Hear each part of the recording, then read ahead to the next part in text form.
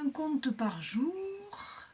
C'est parti pour un autre. Celui-là, c'est pour les enfants. Oui, puisqu'on m'en a demandé. Donc c'était il y a longtemps, très longtemps.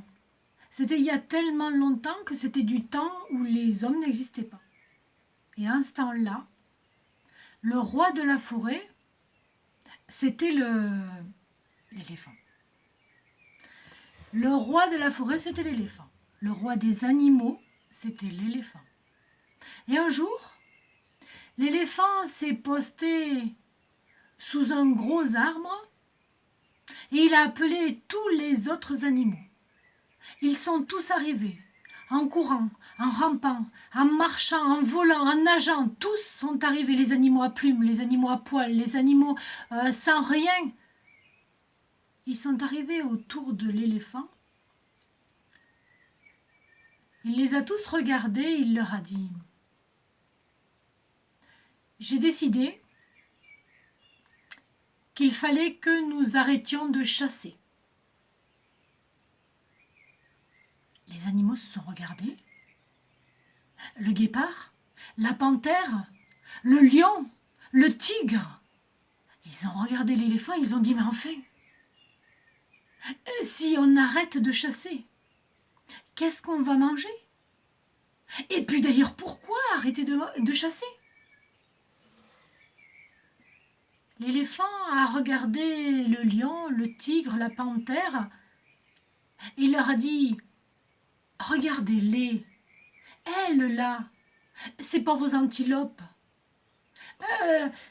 Tous ces animaux que vous pourchassez, qu'est-ce qu'elles font toute la journée?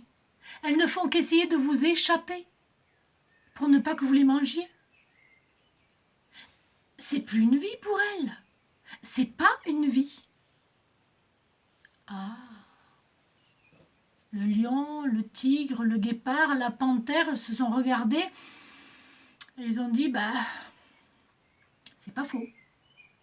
Si nous étions à leur place, je crois qu'on n'aimerait pas qu'on nous pourchasse comme ça. Mais alors, comment on va faire pour manger? Parce que si nous, on ne chasse plus, on ne pourra plus manger. » L'éléphant a dit « C'est pas difficile. Il suffit de cultiver chacun notre champ. » Cultiver un champ? Mais comment on fait? Et puis regarde-moi ça un peu. Où est-ce qu'on est? La savane est immense. Comment on peut savoir, comment on pourra savoir quel est le champ de qui? Oh, mais ça, j'ai tout réfléchi, a dit l'éléphant. C'est simple.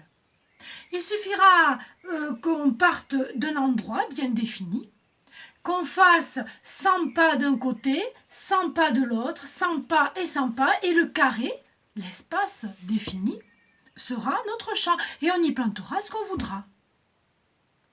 Oh, c'est pas bête. Les animaux se sont tous regardés. Ah ben ouais, on n'y avait pas pensé.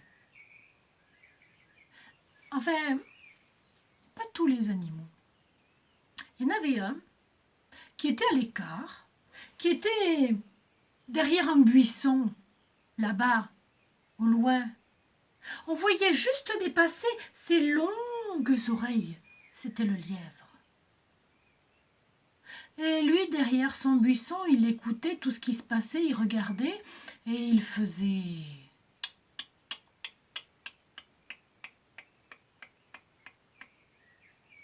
Pendant ce temps-là, avec l'éléphant, ça continuait à discuter. Et l'éléphant disait, il suffit que chacun fasse 100 pas avec ses pattes et il aura le terrain qu'il devra avoir à sa taille. Oh. Rendez-vous demain matin, ici. Tous les animaux sont retournés chez eux.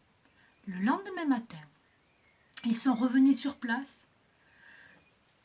Le lièvre s'est remis derrière son buisson. Il les a regardés. Le premier a commencé Ça a été le roi des animaux, ça a été l'éléphant. Il s'est mis sur la croix qu'on avait tracée par terre.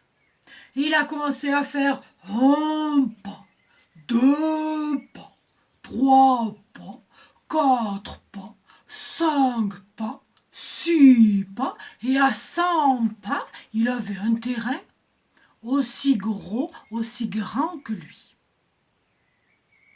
Ensuite, la girafe s'est placée sur sa croix. Et elle a fait un pas, deux pas, trois pas, quatre pas, cinq pas, six pas. Et à 100 pas, elle avait un terrain aussi grand que celui de l'éléphant. Tous les animaux y sont passés, jusqu'à la petite fourmi qui a fait un pas, deux pas, trois pas, quatre pas, cinq pas, six pas, et elle a eu un terrain à sa taille, jusqu'au petit pou qui a fait un pas, deux pas, trois pas, quatre pas, cinq pas, six pas, et à 100 pas, il a eu un terrain à sa taille.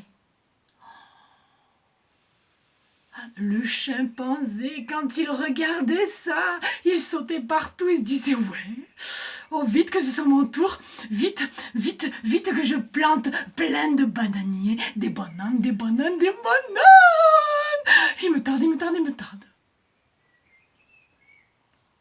Quand ils sont tous passés, ils ont regardé le lièvre là-bas derrière son buisson et le lièvre a souri. Dans sa tête de lièvre, il avait une idée.